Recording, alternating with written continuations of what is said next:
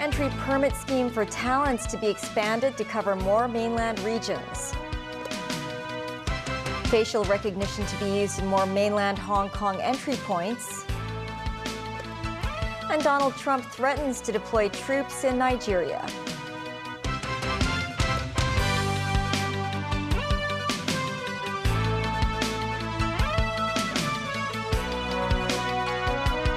Hello and welcome to TVB News. I'm Melissa Hekalea. The National Immigration Administration announced that starting on Wednesday, it will expand its entry permit scheme for Hong Kong and Macau to talent originating from the Yangtze Delta and the Beijing, Tianjin, Hebei areas. Individuals from these regions can apply for multiple entry talent visas within a maximum validity of 5 years. Timothy Lee tells us more. Having been rolled out since 2023, the Hong Kong and Macau Talent Program previously just applied to cities in the Greater Bay Area, before it expanded to cover Beijing and Shanghai last year. This as the National Immigration Administration just announced an update to the measure that will further expand the scheme to cover talent from the Yangtze Delta and the Beijing, Tianjin, Hebei regions. All national free trade pilot zones have also been included in the latest measure. Talent from the innovation, culture, health, and legal sectors can begin applying for the visa starting on Wednesday, which will remain effective between 1 and 5 years. The multiple entry visa requires holders not to remain in either Hong Kong or Macau for 30 consecutive days. Applicants must also provide designated talent-related certifications. Several businesses in the innovation sector said great pools of talent exist in the two newly added mainland regions, and that the scheme helps the two SARs dig up even more talent across the country.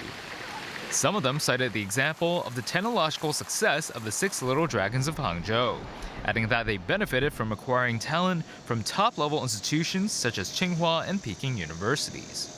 Meanwhile, lawmaker Shanghai Long believes the measure helps to attract talent who aim to start long-term projects in the city and even settle in the SAR permanently. Timothy Lee, TVB News. Olympic fencing gold medalist Vivian Kong will run for the tourist seat under the functional constituency in the December Legislative Council election. This came after rumors said Kong would go for the geographical constituency, but failed to qualify due to her Canadian passport. Mimo Singhai reports. Vivian Kong, the fencing Olympic champion, arrived in Fortress Hill to submit her application for the election on Monday afternoon. Alongside Kong were her supporters, including Siloland's chairman Darren Ng and Kerry Properties CEO Kwok Kong Hwa. Speaking of her reasons for joining the LegCo race, Kong said she had always wanted to serve Hong Kong even after retiring as an athlete. While some people questioned her connection to the tourism sector, Kong said she hoped to introduce Hong Kong to the world through a new identity.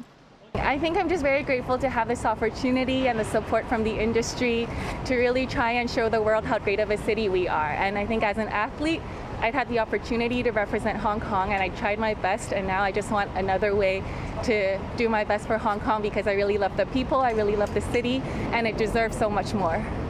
Kong revealed that she had renounced her Canadian passport, but she did not say when she had made the decision and denied that she had considered running for a geographical constituency. Kong's opponent for the seat is Ma Yat-chiu, a Kwun Tong district councillor who operates a travel agency. On the same afternoon, tourism legislator Yu Pak-leung said he will seek re-election, but Yu is going for the election committee constituency instead of the functional one. Yu's supporters consist of incumbent legislators and tourism representatives such as Choi Mei-leung and Yu Si-wing. Meanwhile, more candidates have registered for the election committee constituency. This includes Michael Nai, the chairman of the Council of City University of Hong Kong; Lau Zhenggong, the managing director of Colliers Hong Kong; and Chan Zhou-guan, former chairman of the Junior Police Officers Association.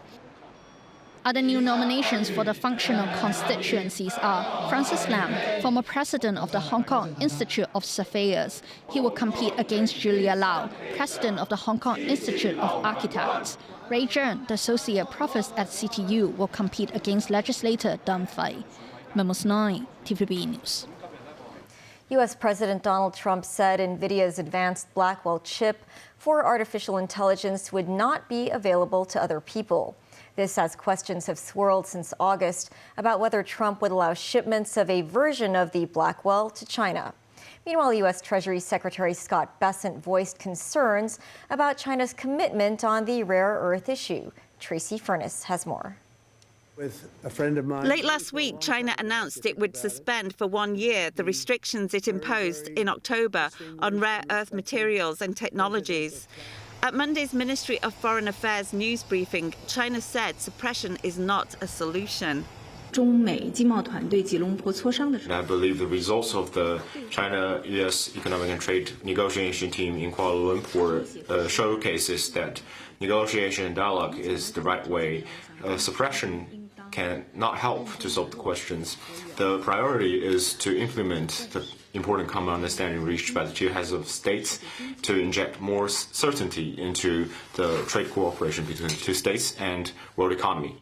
Speaking on CNN Sunday, U.S. Treasury Secretary Scott Bessent voiced concern that Beijing had not always followed through on its commitments, adding U.S. allies will join them in forming their own supply chain while de-risking from China. This time, we have rallied the allies, and so it is going to be all the Western democracies, the Asian democracies, and India are also going to join us in this in trying to form our own supply chains. We don't want to decouple from China, but we need to de-risk. They've shown themselves to be an unreliable partner in many areas. Meanwhile, Trump told reporters aboard Air Force One that his administration may not be inclined to grant broad overseas access to the prized AI NVIDIA chip. The new Blackwell that just came out, it's 10 years ahead of every other chip. But there's nothing to meet with other than say, congratulations. But no, we don't give that chip to other people. Tracy Furness, TVB News. U.S. President Donald Trump said that President Xi Jinping has given him assurance that Beijing would take no action on Taiwan while Trump is in office. Trump made the comments in an excerpt of an interview with CBS's 60 Minutes. Asked if he would order U.S. forces to defend Taiwan in case of an attack, Trump said, "You'll find out if it happens," and he understands. The answer to that. Liu Pengyu from the Chinese embassy in Washington said China will never allow any person or force to separate Taiwan from China in any way. He further stated that the Taiwan question is China's internal affair and it is the core of China's core interests. He added the way to resolve the Taiwan question is a matter for the Chinese people ourselves, and only the Chinese people can decide it. U.S. President Donald Trump said his country could deploy troops to Nigeria or carry out airstrikes to stop what he called the killing of large numbers of Christians in the West African country. Daniel Rao tells us more. Donald Trump made the comments about Nigeria as he headed back to Washington after a weekend at his vacation home in Florida. On Nigeria, just wanted to ask you, do you envisage U.S. boots on the ground or airstrikes? Could be. I mean, a lot of things I envisage, a lot of things. They're killing record numbers of Christians in Nigeria. And they have other countries very bad also. You know that part of the world, very bad. They're killing the Christians and killing them in very large numbers. We're not going to allow that to happen. Trump's threat of military action came a day after his administration added Nigeria back to a countries of particular concern list of nations the U.S. says have violated religious freedoms. Other nations on the list include China, Myanmar, North Korea, Russia and Pakistan. Nigeria, a country of more than 200 million people and around 200 ethnic groups, is divided between the largely Muslim north and mostly Christian south. Islamist insurgents such as Boko Haram and Islamic State West Africa Province have wrought havoc in the country for more than 15 years, killing thousands of people. Their attacks have been largely confined to the northeast of the country, which is majority Muslim. Analysts say while Christians have been killed, the vast majority of the victims have been Muslims. Responding to Trump, a Nigerian government spokesperson said the country would welcome US help in fighting Islamist insurgents as long as its territorial integrity is respected. The spokesperson added Nigeria's national security policy does not discriminate against any tribe or religion, adding there is no Christian genocide. Dan Royal, TV News. Still ahead, Washington to answer judges on whether to fund food aid. Hamas sends more bodies of hostages to Israel. And a study to identify those who are more likely to get early onset diabetes.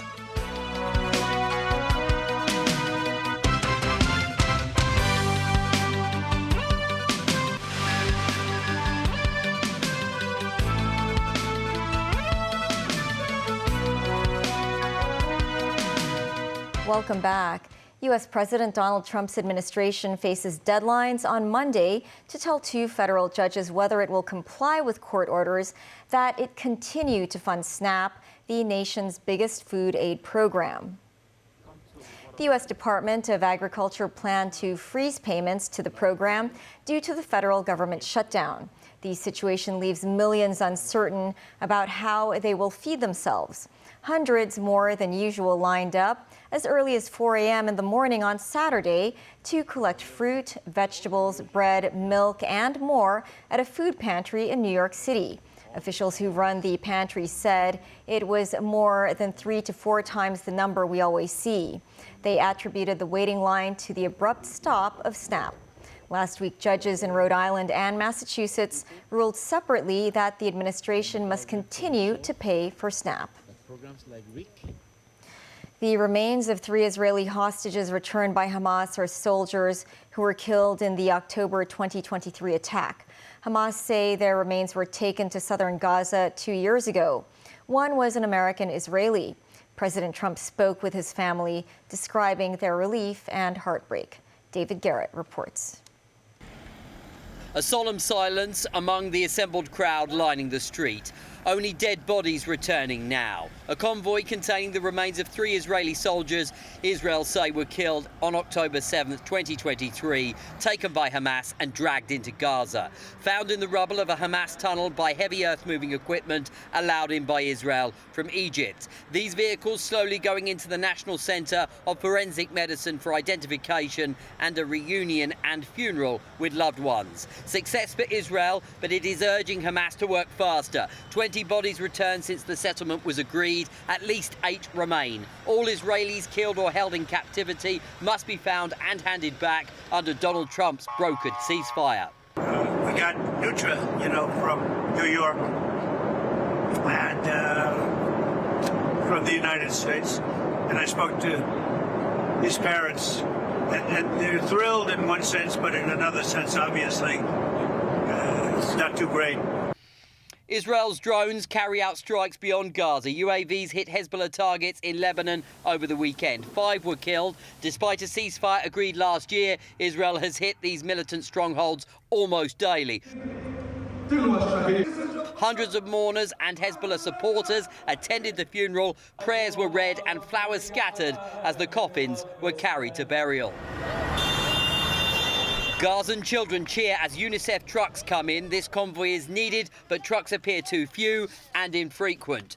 Aid seekers say they are seeing about 300 lorries a day, an increase since the ceasefire was set in motion last month, but only about half of what should be getting through under the agreement. In these boxes, basic food and cooking oil. They are distributed to those waiting, although some said it is not nearly enough. David Garrett, TVB News. British police have charged 32-year-old Anthony Williams from Peterborough with 10 counts of attempted murder after a knife attack on a London-bound train in Cambridgeshire on Saturday, which spread fear and panic among the passengers. Officials said that one heroic member of the railway staff remains in hospital in a life-threatening condition. This, as a witness to the mass stabbing, has described how she fled through carriages to escape the attack, saying she didn't know if she would be the next to be stabbed. Tracy Furness reports. Student Amira Astalski told British broadcaster Sky News she was travelling to London for a Saturday night out with her friends when the incident took place. We just listened to music, just having a good time, and then I see that 5 rows ahead of me, a guy in a white T-shirt just jumps out of his seat out of nowhere and starts flew. And I was thinking, what's happened? There was me thinking maybe something happened to him, and then people started shouting from our coach, "Oh, he's got a knife!" He was just a black bearded guy wearing all black and a hoodie. On the way there, we saw people covered in blood. It was horrible when you know that the train's still going, that there's no police helping you in the train. Obviously, there wouldn't be. But I was hoping that the train would just stop and we could just leave. I felt claustrophobic because, A, everyone's pushing in and we're trapped in the small kitchen area. B, there's a guy with a knife stabbing everyone and you don't know if you're going to be next or not. British Transport Police said Anthony Williams is charged with 10 counts of attempted murder, 1 of actual bodily harm and 1 of possession of a bladed article. He's also charged with attempted murder over a separate incident at Pontoon Dock transit station in London earlier the same day. 11 people were hospitalised. Williams will appear in court on Monday. A second man initially arrested was released without charge after it was determined the 35-year-old was not involved. Police said they are not treating the stabbings as an act of terror and are confident they are not looking for anyone else in connection with the attack. Tracy Furness, TVB News. The National Immigration Administration announced the implementation of facial recognition smart customs clearance at several border checkpoints on the borders of Hong Kong and Macau. Eligible residents aged 14 and above can use the new system to cross the border more efficiently. Timothy Lee reports. Starting on Wednesday, residents can tuck away their identification documents when crossing the border, with a facial recognition measure set to expand from the Shenzhen Bay port to several other border crossings. Affected border crossings include the ports of Huanggang, Luowu, Liantang, as well as Futian. To use the facial recognition function, travelers must be 14 years old or above. For Hong Kong and Macau residents, a valid home return permit is mandatory, while mainland residents must carry a Hong Kong and Macau travel permit. Travelers who pass smoothly through the self-service customs clearance do not need to present any documents. This woman said the function is extremely convenient, adding that it's around 10 times faster than the previous method. While this man is glad he no longer needs to fuss about finding his documents inside his bag. The National Immigration Administration reminded those traveling across the border that they should still keep their identification documents on them just in case. Timothy Lee, TVB News. The Transport Department reminded residents that seatbelts are mandatory on public transport and commercial vehicles starting on the 25th of January next year. This after the police earlier conducted a blitz enforcement operation on a minibus that resulted in the prosecution of 31 passengers who failed to wear their seatbelts. The latest seatbelt legislation applies to vehicles including buses, school buses, as well as trucks. Offenders could be subject to a maximum fine of $5,000 and 3 months imprisonment. Hong Kong's Chinese University launched a 4-year DNA testing program in 2024 to identify people at high risk of developing diabetes. The aim is to prevent the onset of diabetes. Mimo Singhai reports. 1 in 10 Hong Kong adults has diabetes, but 1 in 5 adults with the disease has young onset diabetes diagnosed before the age of 40. The mortality rate for the young onset group is nearly 2 times greater than the older onset patients. To prevent and delay the onset of diabetes, CUHK launched a 4-year DNA testing program aiming to screen 9,000 adults aged 18 to 44 to identify those at high risk of developing the disease in the next decade. Individuals detected as high risk will undergo urine and blood testing, including a 75-gram oral glucose tolerance test. Those found to have diabetes or pre-diabetes will be referred to community primary care physicians for subsidized treatment. To qualify for the screening, individuals must have no diagnosis of diabetes and possess at least one risk factor, such as family history of the disease and overweight. CUHK says men often have a greater risk of diabetes than women. Men are more likely to smoke, and also maybe they may also their job nature, their eating habits, or their awareness about their health may be less than women. Whereas women may tend to come forward for treatment. As of the end of October, the project has recruited over 5,000 people. CHK hopes the project can also enhance public awareness and health literacy. Mamos 9, TVB News. The East Kowloon Cultural Center, or EKCC, is now officially open. The new performing complex in Ngau Tau Kok is positioned as a leading hub for art and technology.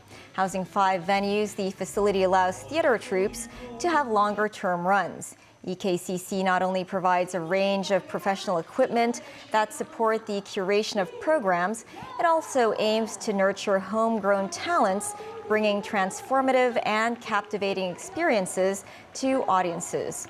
17 programs will be presented during the center's opening session, featuring drone dance shows and electronic rock music.